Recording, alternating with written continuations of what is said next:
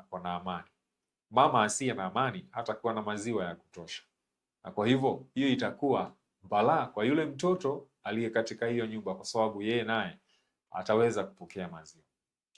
Sababu nyingine inayotolewa na kina mama ya kuachisha watoto wao maziwa ni ya kwamba wanataka kuwa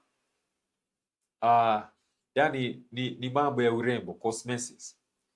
Yani ameambiwa ya kwamba kuna hii dhana ambayo inasema ya kwamba wakati matiti imenyonywa inalegea na inaanguka. Kwa hivyo hataki matiti yaanguke, kwa hivyo akiona inaanguka anamwachisha mtoto wake. Na hivi imeonekana miongoni mwa kina mama wachanga, sio wale wa kitambo.